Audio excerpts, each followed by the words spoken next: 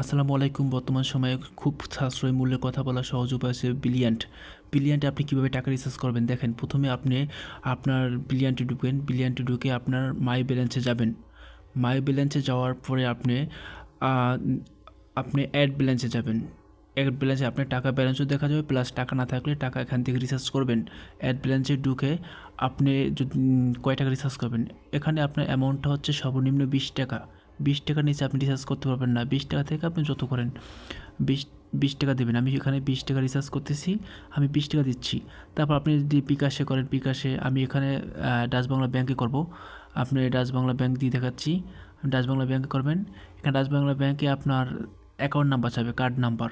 আপনি card number দেবেন। আমি কার্ড নাম্বার আপনাকে দেখাচ্ছি, আমার কপি করা ছিল, আমি কপি করা দিয়ে দেখাচ্ছি। দেখেন, হ্যাঁ কপি করলাম। তারপর আপনি ডাচ বাংলা কার্ডের যে সালটা দেবেন, মেয়াদ। আর এখানে হচ্ছে নাম্বার, আপনি যেটা নাম্বার থাকে 3 নাম্বার, 3টা কোডের, সেটা দেবেন। আর আপনার কার্ড নেমটা আমার যে নাম আমি সেই নামটা দিলাম। আপনি আপনার যে নাম সেই নামটা ক্লিক করলেই এখানে এসে যাবে। হ্যাঁ, আমার নাম যে এসে গেছে। তারপর আপনি দিবেন, সেন্ড করবেন। পে দিলে আপনার একটা ওটিপি নাম্বার আসবে।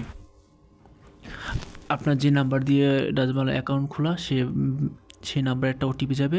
ওটিপিটা আপনি এখানে সাবমিট দিবেন। হ্যাঁ, আমার যে নাম্বার চলে আসছে, আমি যে নাম্বার দিলাম দেখেন, এই আমার নাম্বারটা দেওয়ার পরে সাবমিট করলাম। সাবমিট করার পর আপনি কিছু সময় ওয়েট করেন, প্রসেসিং চলতেছে, বলছে do not close this page. একটু ওয়েট করেন, চলে